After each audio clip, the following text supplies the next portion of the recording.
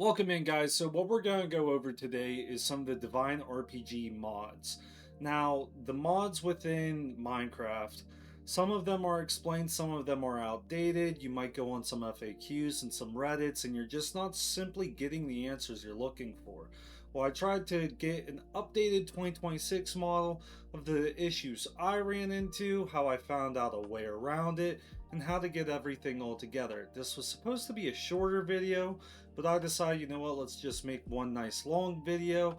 I should have everything timestamped, so jump around the video as need be to find what might be missing. If I don't have it in this video, let me know. I'll make another one just to try and cover what you guys are looking for, or it might already be within the FAQ that Divine Velocity Raptor has already made for you guys. So without further ado, check out the video, make sure you like and subscribe, and I'll see you on the outro. Alright guys, we're going to go over a quick few things that I found in DivineRPG that may just not be on YouTube, Google, or wherever you are looking. Just a couple things that took me and my friends a while to try and figure out within the year 2026. I'm going to be skipping over a lot of things that may just be already within the FAQ that you can find on YouTube by Velocity, as well as just couple things that may just already be within the books. I'll be going over some of the things that aren't on YouTube, on Reddit, on Google, that took us a long time to figure out, and once we finally figured it was probably best to update the communities, everyone that is running DivineRPG still in the year 2026, or any other mods you may see within here, because we have a ton of mods within the Breakout Gaming server that might be of interest of you. So if there is something that I may just scratch upon or might not even go over, let me know in the comments. I'll do a deeper dive on it, but we're just going to hurry up and go through just a few things that may be a little confusing for the rest of the community. So to go over real quick, your ores that are going to be in the overworld, we got the realmite, we have the arlemite, and then we have the rupees. These three are kind of essential in the beginning, but after you get a surplus of them, you're not really going to worry too much. This one is very difficult to see, the Torridite. It is very rare within the nether. However, once you find it, you'll pretty much have a surplus of it, so you won't have to worry too much after you find it. But it is very hard to see, so make sure you're paying close attention to that. A couple things, you're going to be looking to get shards for the boss fights and everything else. For some of those shards, you're going to want to go into caves. You're going to be mainly within the Deep Slate area. For anyone that is added the DivineRPG halfway through your server, the DivineRPG stuff will not spawn in the blocks you've already stepped on. So if you've already stepped on blocks from 00 to 5,000, it will be very difficult to find things like this because they will not be able to spawn where you've already stepped. So they're going to be at a farther distance. As you can see from the mini-map mod that I have, I'm at currently negative 5,500 and negative 14,270. So just a lot of different things, and we'll be teleporting around, just trying to figure out where everything's at. But just going up and down, you want to be within these open areas. If you can find an open area like this, where you have a lot of room, this is going to be nice. A lot of the mobs from the DivineRPG are going to be popping up without a light source. So this lava, you're not going to see them around the lava too often, just because of the light source. They prefer the darkness. So we'll go back and forth just to see if we can get one of them to pop up. They are quite rare for the corrupted shards. The corrupted shards is something you are going to want a surplus of, just because of the armament, as well as trying to get the bosses. We'll just kind of go back and forth here. Alright, here we go. So we've actually found one of the mobs. He's within the darkness. That looks like a little T-Rex looking thing, like a little velociraptor per se. The Gru. So this guy's going to drop corrupted shards. If you're able to get an egg from him to make a spawner, that would be super appreciative. He ended up... Alright. didn't go as planned, but he did end up dropping us an Arlemite Ingot, as well as we got a couple other mods in here that you might see. But he did drop an Arlemite Ingot, which is nice. No corrupted shards, so that was kind of the whole point of it. So that kind of... I guess we'll look for another one. No bloopers here, no bloopers here. We're going to just... Yep, edit that out, edit that out. It never happened, it never happened. Keep flying here, keep flying. Yeah. Here in the cave, you're going to see... So I have a current resource pack on that will highlight actually all the ore. So you have the redstone ore, you have your copper ore, even the iron ore. So it's going to highlight all the ores the shader pack I'm using.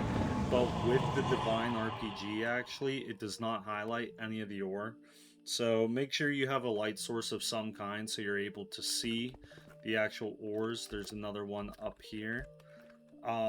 These ores, they say within the FAQ that they go through all the ranges, but essentially look at it as like iron, lupus, and stuff like that. Yep, there's your rupees right there. Again, it's not highlighted on the shader pack like it usually is, but it's there. This is a tick. I believe sometimes they drop diamonds, a rototick, so we'll yep, knock that out, and he did exactly as I said. He did drop us a diamond, so if you see those little guys, never hurts to attack them. Okay, so now that we've waited long enough, we got a bunch of cave clops, but other than the Gru, we also have this mob here, the Yep, I didn't butcher that at all. Knock him out, there's your corrupted shards that you're looking for. Now again, corrupted shards are going to be a huge thing in getting the max armor. So if you're able to ever see any of those mobs, or if you're able to get an egg and silk touch a mob spawner, that's going to be a huge thing. Corrupted shards end game is going to be huge in getting your max armor. As you can see here, it looks like it's diamond, but trust me, it's not. The reason why you're looking for corrupted shards is you're going to be getting this Halite helmet and Halite chest plate, leggings, and boots, all from boss fights that are going to happen within the Twilight Dimensions. However, to get the Awakened Halite, which is a plus 20 melee damage for the full set perks, as well as a plus 50% projectile damage, this is going to be better than your netherite. To be able to get this full set, you're going to need a full set of the corrupted stuff. Now this stuff, you're going to have to use the corrupted stone that ends up using a bunch of shards. It becomes a very tedious process, so using these corrupted shards is a huge way to get max armor within the game. Okay, now that you're on your mining mission, you come back, you're able to make a realmite maul with the realmite ingots that you ended up getting in the furnace. Now once you actually get your Arlemite ingots and your rupee ingots, what you want to do is you want to actually throw those on the ground and then use your maul to right click to actually create this dust. Once you get this dust, you want dust of both kinds, of the Arlemite and the rupees. You want to come over to your crafting table, actually put those within there, and you're going to get a shadow dust. Once you get that shadow dust, now you actually want to put that in your furnace, at the coalstone furnace, which I'll show you guys how to get. That's from the Iceika dimension. One of the best furnaces, I believe. I haven't tried any of the new furnaces yet. However, this furnace is really nice because you don't actually need any type of source. You just put whatever you want smelted in there and you will actually get it. So we're going to grab the shadow bars here.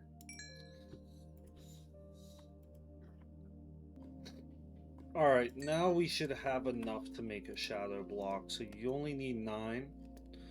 Once we get that, we get the shadow block. Now this sometimes is confusing. You don't want to actually set the block in there. I know a lot of people do this and they get super confused and they're like, why isn't it working? I know I sat there for a very long time waiting on this to work. You need a pool of tar for this to work. You can find a pool of tar somewhere in the overworld. Sometimes they're very hard to find. However, you can also find these tar within Eden, the Twilight Dimension. But if we're going in order, hopefully you can find one in the Overworld. That is going to be super helpful for you. So we're going to destroy that, let the tar fill in. Okay. So now that we actually have said shadow block, you actually want to throw it in by dropping the item. Once you drop it in, you see it creates that shadow stone. Now this does hurt you, so make sure you're not in there. It's kind of like lava. But the shadow stone will now actually never be burnt in the tar. It cannot be burnt, kind of like netherite with lava. So even though you can't see it in there and I don't have it, if I actually would just hop on in and float to the bottom, hopefully. There we go, we picked it up. So it cannot burn, so you don't have to worry too much about that. Hopefully throw it within a corner so you can pick it up right away. And that is how you get the shadow stone. Alright, now that we went over how to get the actual shadow stone, we're going to go over the Torridite real quick. So to get the Torridite, you go to the nether. Once you're able to find this very hard ore to find, you're going to go within here, grab your raw Torridite, and you're going to put it within the furnace, and they're going to create your Torridite ingots. Now with the Torridite ingots, you go within this pattern, and you will actually get this Torridite chunk. Once you get that Torridite chunk, you're going to want to go towards a soul fire. So it's going to be soul sand, and you can actually create the soul fire. You can actually throw that Torridite chunk within there. Let's try that again. And bam, you're going to have your hellfire. This is going to be how you're going to actually get that hellfire stone. What you're going to use the hellfire for is if you have any remaining shadow dust, you can actually throw that within there. That was a great throw, round 2. Round 3. Okay, and then you get your actual Hellstone ingots. This is going to help you get the bosses within the Overworld and the Nether and stuff like that. These are all very useful parts. So to go over a couple of the bosses that you're going to need to get your divine shards to help you to get to these Twilight dimensions. The very first one that I was looking at was going to be the Watcher. This is going to be one that you're going to have to do within the Nether. Now to get this, you're going to need the Watching Eye, which you can actually get within the end.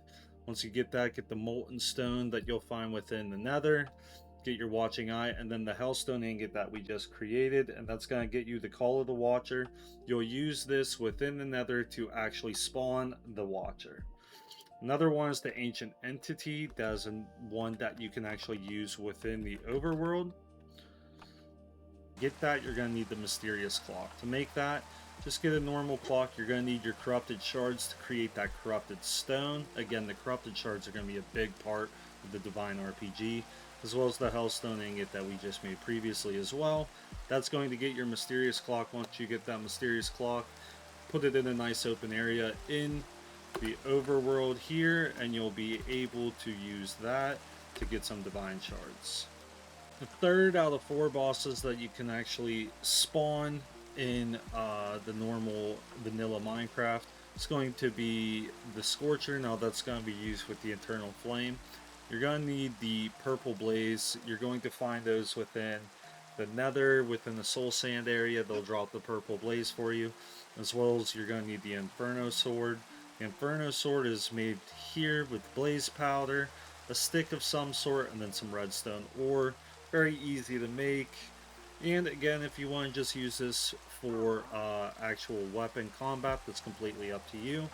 And that's going to be how you get the actual Internal Flame to get the Scorcher that you're able to spawn into the Nether as well. The last boss we're going to go over is the one that's going to be actually spawned in the end.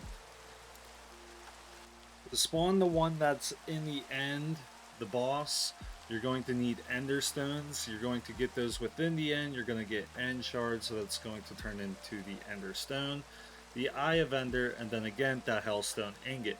Once you get all those things, you're going to create something called the Horde Horn. Now, with this, I will say the boss is a flying type boss, and it spawns about 5, 6 different little mobs for the boss. I would recommend to have some type of creative flight on your chest plate, or if you have an Elytra, I would also use that for this is a flying mob and would be super useful to have the actual flight enabled so you're able to knock out these mobs at a quicker pace. Now once you knock out these mobs, you will actually get these divine shards that you can then go in there and get divine stone. Now divine stone is going to help you to create a divine flame that's going to help you get to the other twilight dimensions, all utilizing different type of clock scenarios, which I'll try to explain in a better type of way, because some of the times you have to be very precise. If you're not precise on the times, you could in end blow yourself up. Alright, so before we actually go within the Twilight Dimensions and go through all the rifts, what I want to go over real quick is actually creating this ice fire. You're going to need an ice stone. Don't do that. Okay, you're going to have your icy fire that is just created. You want to make sure you're within some type of snow biome doing this. It needs some type of cold. Now, the icy fire is going to be perfect for utilizing when you need to freeze your clock. There's going to be, I believe, 5 different clocks. All of the clocks are going to be at different times. The best way to do this, rather than waiting on certain times to create these portals and rifts, is going to be actually just freezing the clock in time, is which you can do with the ice fire. Now, the other kicker with the icy fire is if you actually go within it, you will actually start to freeze, as you can see on my screen. Preferably, don't do that. Now, to get the icy stone, a lot of people are going to ask me, you're actually... the simplest thing is going to go to Iceika. Now, to go to Iceika, you're going to need that icy fire. So that's kind of defeating the purpose. How can I get ice stone if I can't go to Iceika? And it gets very confusing and it becomes a hassle. The best way to find ice stone is actually to go to a tundra within the overworld. Okay, now we're within the snow biome. You're going to look for a couple snow mobs. You have right here, this is the Galacon. Now, with this guy, he will attack you. I'm within creative mode, so he's not attacking me. Killing these mobs, there's other mobs within the snow biome or a tundra biome, they will actually drop you ice shards. So let's just knock this one out real quick. He did not drop us ice shards, he dropped us a white mushroom. That is not exactly what we needed. We did see another one somewhere around here. Let's hope that one drops us something. As you can see, this becomes a slight tedious process. Okay, now that we killed him, we actually got 2 ice shards. You're going to need all 9 ice shards to create the actual ice stone. So make sure to hang out within this tundra. Keep trying your best to find these types of mobs. If you can find a bigger biome, unlike I have, you will be at a quicker pace to get that ice stone. The first time you're going to be looking for is noon. So once the clock is completely standing straight up, you want to actually drop that within the fire. It will not burn it because it is the ice fire. You want to wait a little bit. You'll be able to hear a noise when it turns into a frozen clock.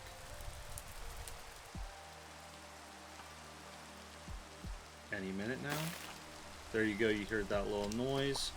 Walk up to it and now you have the frozen clock. This clock will forever stay at that noon time frame, so you're able to use that. This will get you to Eden. Before we create these rifts, we're just going to go through the other clocks and what they all need to be at. Okay, your next time is going to be set at 9,000.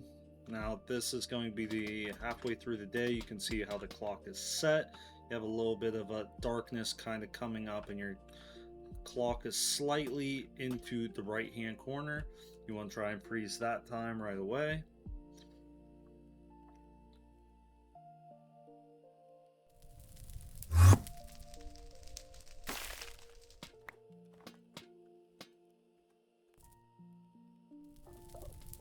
The next one is going to be at 12,000. You want to throw that clock in. You want to make sure that yellow hand is just slightly above, and you still have blue and darkness on both sides of the clock, so you want to make sure that is correct. The first time I did this, it was all darkness, and I did not quite figure that out. And then your very last clock should be directly at midnight. You see the moon there.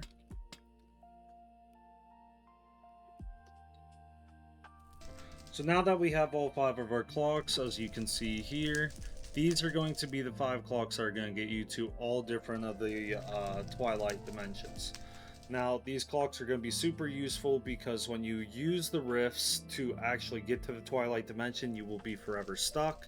However, this clock will actually help you create a portal to get out of the Twilight dimension, and doing so will actually save your life, and you can actually reuse these to make the portals in the overworld. As of right now, there's currently no Twilight clock.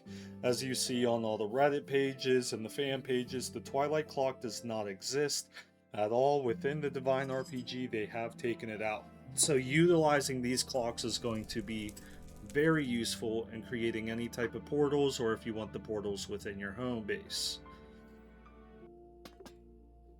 Alright, so now to just go through the rifts. So going through the rifts, you will not be able to come back whatsoever unless you get enough of the dust and shards to create blocks to actually create a portal back. Now, a lot of these you're going to be creating these portals to actually head home, but another portal will actually send you to the different dimension, and there's going to be 5 different dimensions. Now, going through the Twilight dimensions, if you are just looking for a quick in and out, I would wait before going through these rifts, for you will not have time to go in and out within these dimensions. It is more of a grind. Now, to create this, you just create a normal fire, throw your Divine Stone within here. Do not throw your clock in there. You actually want to right click onto the fire. Now, since this is going to be the Eden portal or rift, you want to be using the clock that is at noon. These other 4 clocks are for the other rifts. If you use these clocks, they will actually explode because that is not the exact rift that you are making. You are looking to make the Eden portal. Now, I'm not going to go through that portal. It does close quite quickly. However, because I'm using a frozen clock, it's actually going to stay open for quite a longer time period. Now, if I would show here, it was not within the noon time frame, even though it was only an hour past. That created quite the explosion. That is something you do not want to do within your world. Now that we have shown what not to do and what to do, that there is possible ways of having different types of obsidian that they have within the DivineRPG that can create these portals to stay open much longer. Now, these obsidians are going to be a little bit harder to find, so for the time being, if you're just looking to go quick in and out, make sure all of your friends that you are doing this with are all close to the fire, not quite in the fire, before you create that portal. Yes, stand through the portal and the flame, and you have created the rift, and you are now within Eden. Now, the big reason why we created all these other clocks before going into Eden, as you can see my clock here, there is no time within Eden. So being able to create these frozen clocks is going to help you progress through the other channels and dimensions without having to go back and forth. These Eden chests and these little Eden towns are going to be crucial for finding the Eden fragments. These Eden fragments and Eden souls are going to be super crucial in finding your way home.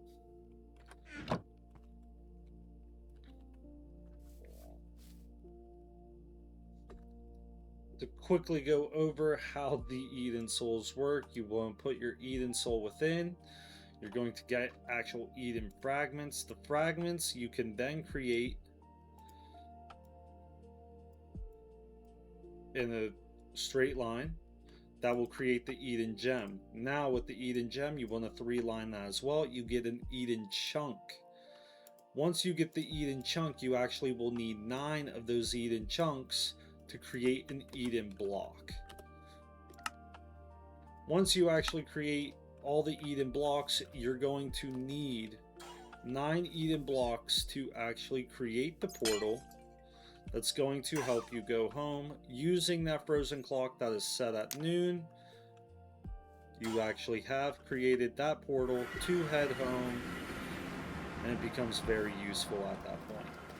So once you find one of these boss-like structures, it's going to be covered within these Eden lamps, and again, you can harvest these with a pickaxe. You actually want to summon the boss. Once you summon the boss, you will actually be able to kill the boss. Once killing the boss, you are going to get some Eden hearts. Now, the Eden hearts are going to be crucial on you getting to your new dimension. Now, we're going to do it real quick here. We're going to drop a fire, drop your divine stone, and then the Eden heart you just collected from the boss, you're going to throw in there, and you're going to get a wild flame. Now, this is where your frozen clocks will come in. You just did noon to get to Eden. Your next one is going to be slightly afternoon. You're going to right click the fire and create a new portal to take you to Wildwood. Hopefully, you do not get a portal like this, for this is not very helpful. DivineRPG, help, please. Okay, moving on. Thankfully, I have created flight. Some chest plates might be able to get that if you're using the Apotheosis mod. If you're not, hopefully you have some type of flight to help you get away from the 1 block error that usually does not happen. Now here you're going to repeat and rinse the exact same thing you just did. So you're going to kill your mobs for any type of souls to get the blocks so you can head home. Now, the big issue is the portal, the Wildwood portal, should send you back to Eden. So when you make this Wildwood block portal and you've created all of your wild blocks and you create the portal with the same clock and you use it, you will end up going back to Eden. You will not go back to the Overworld. So make sure you have marked somewhere your portal home. If you do not have that, it will be quite a difficult process to get home.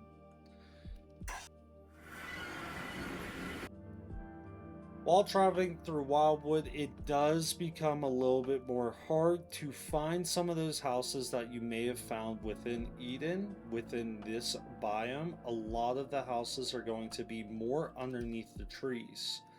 So if you are on foot, that might be a little bit easier for your process. I found it to be easiest to actually just kill all the mobs around you before they drop the souls. And you can turn those souls into the dust, into the fragments, and it just becomes a lot easier of a grind than trying to only solely look for the houses that might not even have a chest within it.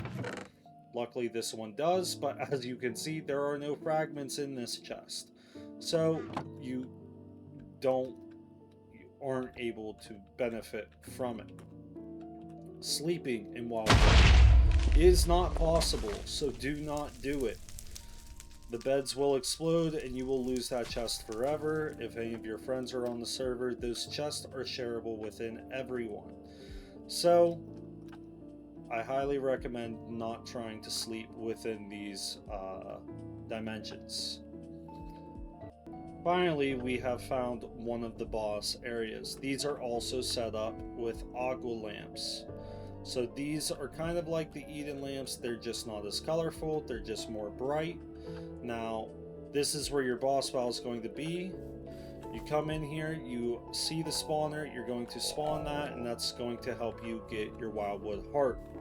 Now, the kicker is you want to still have your Eden Hearts. If you do not, you're not going to create the right flame. Here's another boss here as well.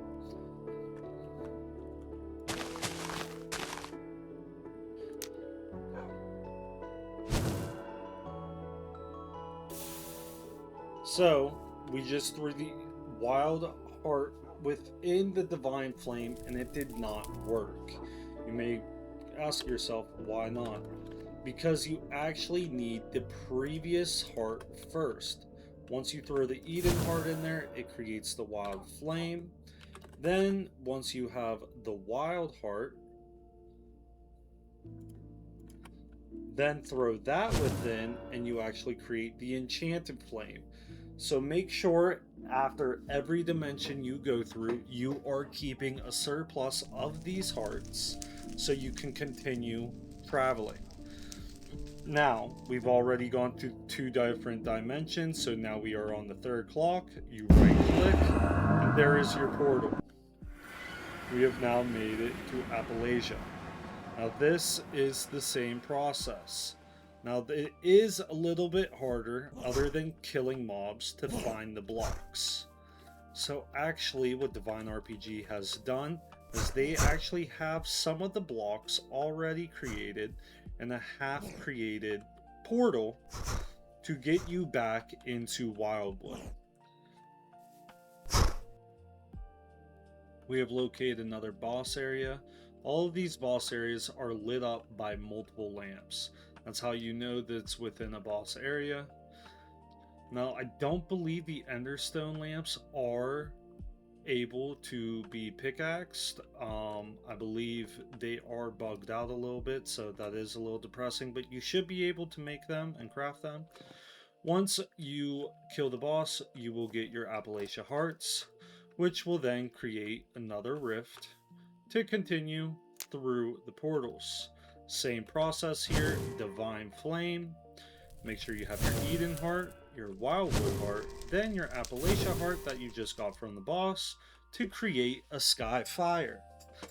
Now, we have already used this frozen clock, so now the next clock is actually going to be the second to last one, almost midnight, and this will get you into the Sky Realm.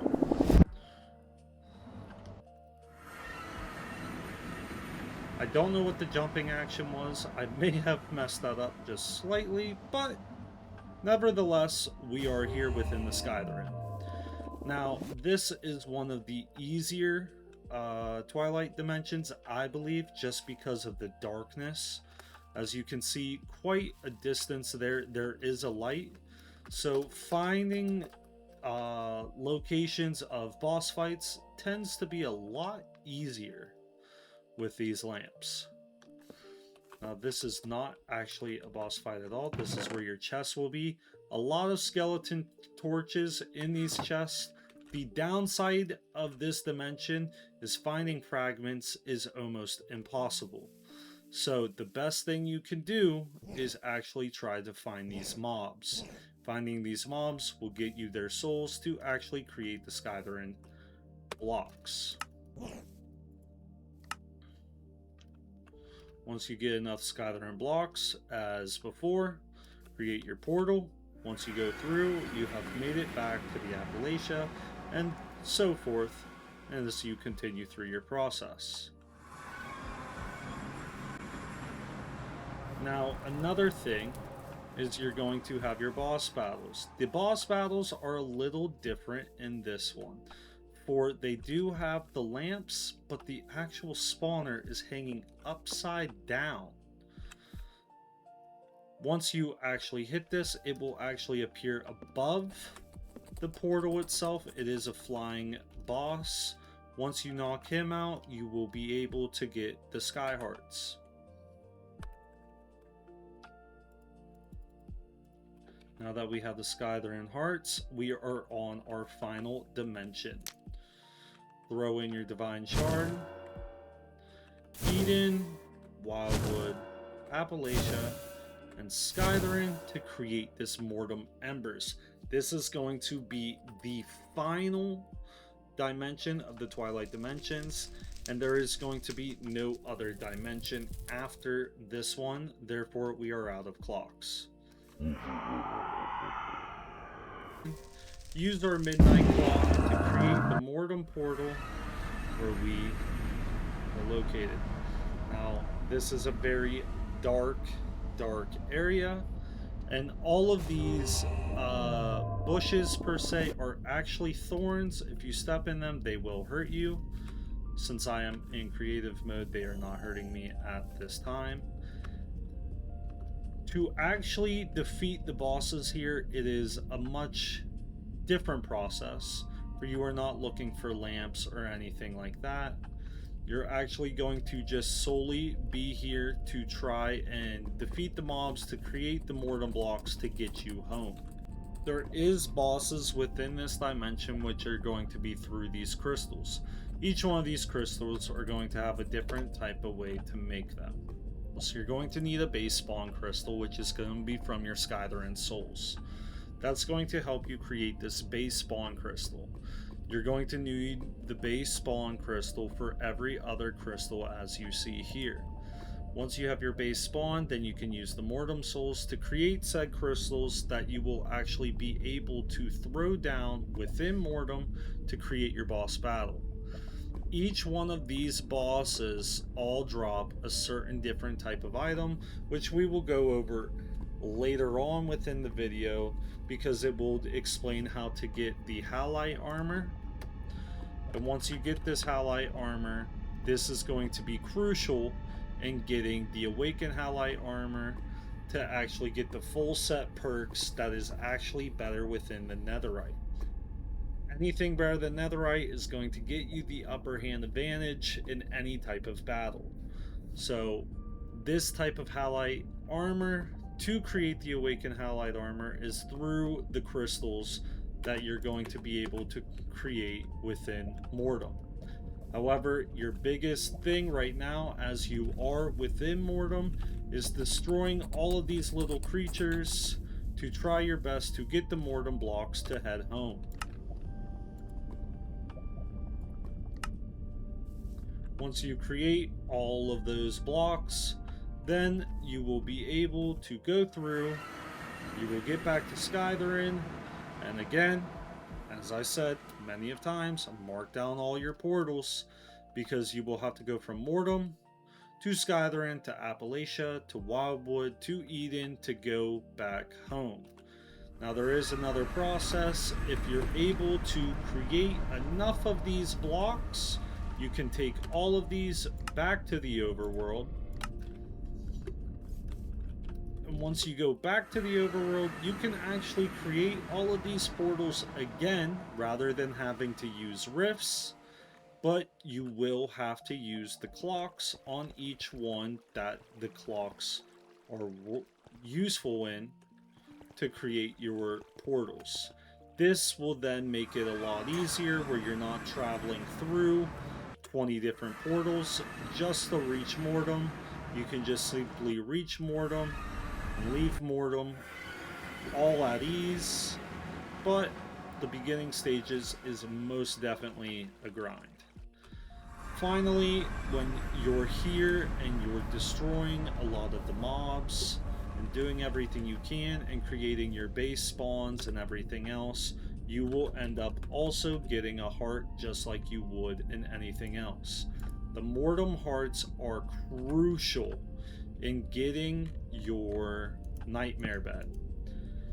Now, the nightmare bed is going to send you to the nightmare realm. This realm is something that's completely different. It does not matter what type of armament you have, doesn't matter all your weapons.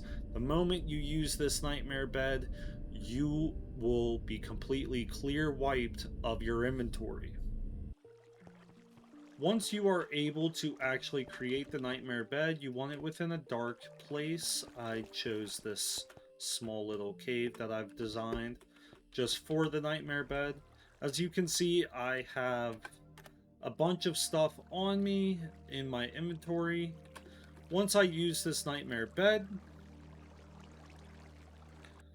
I actually come back with nothing in my hand. I have no armament, I have nothing on me whatsoever. I am completely useless. I will say, as I did this the very first time, there are a ton of mobs that are within this location. So the moment you use that nightmare bed, be prepared to get killed right away. The best thing I would say is to either dig very quickly and create a base to get out of here, or run like hell, because this place is not safe for the weak. We decided to create a kind of area around the spawn of where we were spawning in at, so we were safe in that fort. Once you're here, you will not have any type of armament. You won't have any type of blocks. You essentially restart the game in a different area. You will have to create pickaxes, shovels, and everything else, and try your best to survive. This is a very hardcore mode. Now, there are a couple tricks that they have not fully figured out, like the ender chest. As you can see, I do have some stuff from my previous endeavors here. If you actually use an ender chest, we'll throw fire crystals in the ender chest. The ender chest back at home still has these fire crystals.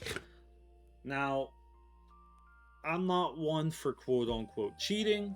However, if you are having a very difficult time within this nightmare realm, use your pickaxes or whatever you might need, put them in your ender chest, go ahead, go to sleep, put your armor in there, whatever you may need. Once you get there, everything will be there to your use. However, if you decide to head home and you don't put this stuff back in your ender chest, you will not get it back. It will be gone. However, go back to sleep, go back into the nightmare realm, and you still have it within your hand. So make sure you always have it within your ender chest before you leave, including any of your armors, your shields, or anything like that. Finally, the other thing is Mortum block is used to get the portal home. There is no portal home, so before you even decide to come to the nightmare realm, make sure to have some Mortum block.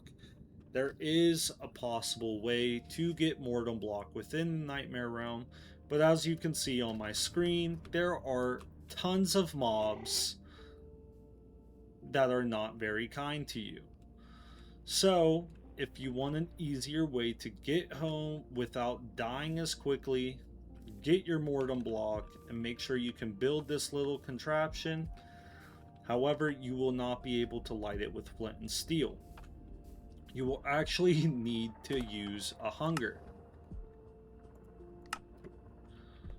These hunger traders are actually all on the ceilings. So to get your way back home, you have your Mortum blocks. You see these little shacks. Make sure you have some type of flight, and you will need to find the hunger. The hunger will create a trade option for polished pearls for the dream flint and steel. This will ignite the portal with the Mortum blocks to get you back home. If you do not have the Mortum blocks or any type of way to fight, this will be a very difficult process to get back home. And anytime you die within this realm, you will be instantly sent back home. Getting polished pearls, dirty pearls, clean pearls, shiny pearls are all within the areas. As you can see here, there are some type of dungeons you're able to go through. There's some type of temples to go through. There's a bunch of different stuff you can actually go through to get these type of pearls and lumps that will help you throughout your adventures. The last thing we have not fully gone over is Iceika. Iceika was another one that was quite difficult for me to understand, for I didn't understand how to use it. So to get to Iceika, as every forum says on YouTube, Google, Reddit, you name it, is you create another portal type of shape of snow blocks, and then you right click your snow globe onto the portal and it should work. As you can see, it does not, which is very, very annoying. Then, after a bunch of attempting and trying and finding new things, found out if you use a flint and steel, ice stone, and then, now that you have your icy fire, use the snow globe, it actually creates the portal. For some reason, that information is missing out into the world, but that is how you get to Iceika.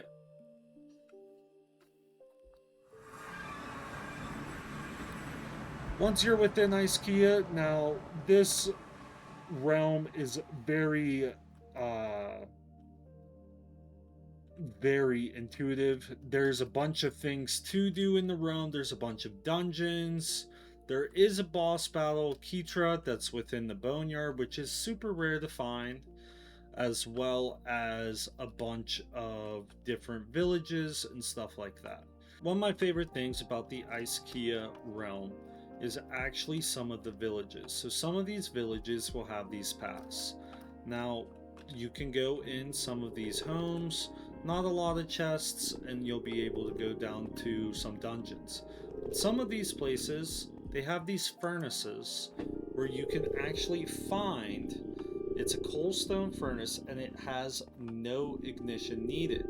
You can just put anything in there that you need to smelt, say a raw piece of meat, and it will automatically start smelting this. Me personally, I collected almost all the coalstone furnaces I could, because now I no longer need to go find coal or lava or anything else. It becomes a very easy process of smelting anything that you may need.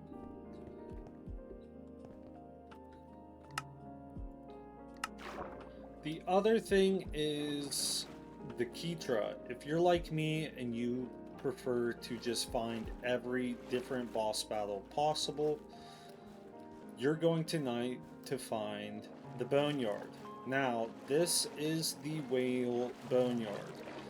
You see a bunch of whales, you feel like you're in the right area, you have to be somewhere in the deep water. You will get an achievement when you come upon it saying that you found the graveyard, and it's going to be these bone blocks. Now, I have not quite yet found how to get the Kitra. There's a bunch of different things of the Leporiodons, skulls, a different brain, but I think in recent news you just need to actually kill at least 100 mobs within this graveyard and then the Kitra will spawn. However, no melee or projectiles will hurt the Kitra, so I have not personally attempted this yet, but I will in further videos. Hopefully this has been super beneficial to you. Hopefully this has helped any of your questions, anything you may be confused on. There's some things I just haven't simply gone over yet, just because it's been highlighted within many different other videos that may have already been talked about via DivineRPG, as well as the FAQ that is from Velocity on YouTube. I did not also go over Arcanium. This is where you'll get a lot of your weaponry. Some of the things have been left out, but for the most part, this is just some of the things I struggled with before I was able to knock out all the bosses and be able to figure out how the actual DivineRPG realms all worked. If this helps you and you might need some more clarification, or if you want me to dive deeper into a certain mob or in one of these different dimensions, please let me know in the comments so I can help you within your journey of DivineRPG here in the year 2026. Forgot to go over the Halite armor. We're gonna hurry up and go over the Halite armor so I make sure nothing is missed. And again, if I do miss anything, please just drop something in the comments. I'll make a quick video about it, or I'll just comment the easiest way to get that fixed or how to find said items. So let's go over into the Mortum spawner. This is where we're going to need to be to spawn some of these bosses. And now for some of the people that might be questioning what the Halite armor is, we go in here real quick. The Halite armor, if you get a full set, it's going to be 16 melee damage. Now I am in survival, so everything's going to attack me as per usual.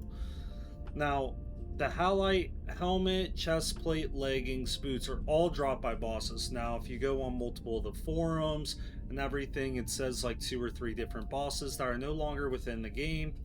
You can get the chest plates pretty easily and the leggings pretty easily. It's the helmet and the boots that are kind of a random drop that you just can't figure out quite yet.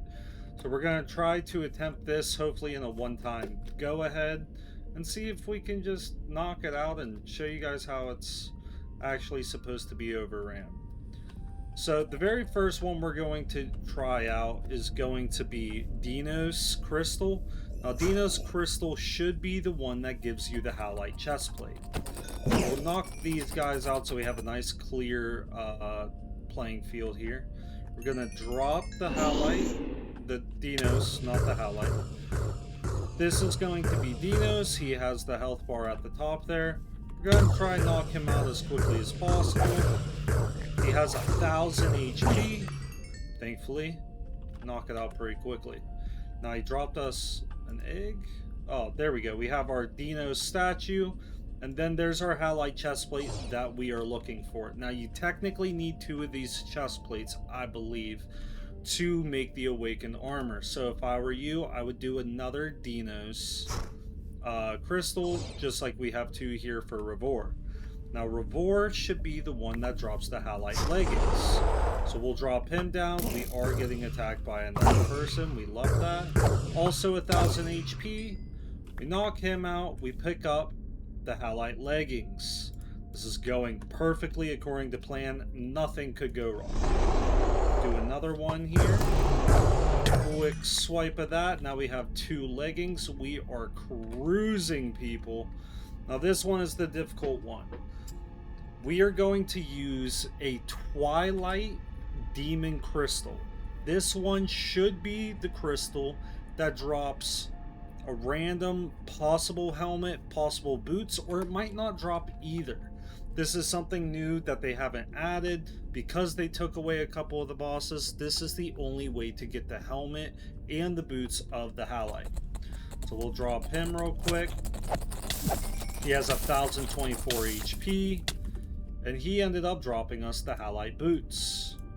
So you would continue this process. Hopefully you get lucky. Oh, I tried swiping with my boots. That was not useful. He dropped us another pair of boots. Okay, we're cruising. Let's hope for helmets. And there, oh my goodness, we are having the greatest run of all time. Let's go one more time. Hope for the luck to stay awake here. There it is. 2 helmets, 2 boots. Yes, we are missing a chest plate. It will be okay. We're gonna head back through the portal to back home. Hopefully these guys leave you alone. Now that we are home, we're going to zoom on over. We have our statues that we can put up on the wall of trophies if you guys decide to make one of those. Now that we are back here, let's go grab a second chest plate just real quick to show you how everything's done. I do have some surplus of these. Okay. You need 2 of each Halite, so you're going to be sitting there doing a lot of those bosses for quite some time. But when you go to make the Awakened, you need 2 Halite helmets, your Corrupted helmet that you will get from Corrupted Shards, some Divine Stones, so you might have to go and face some more of the bosses in the Overworld to get those Divine Shards, as well as this Arcanium. Now, I did not go over how to actually receive this, but this tells you nothing. The best thing to actually do, and there's going to be multiple ways, and if you want me to go on a deeper dive on this, I can if need be. You're going to go through the Arcanium portal to actually find some of these drops. When you go through this portal, you're gonna reach this new terrain. It's very desolate, kind of don't know what's in the area. And you're gonna see some type of structures, kind of like this. And you're going to go down the staircase. It's a very windy staircase. It doesn't help that I have like 3-step enabled.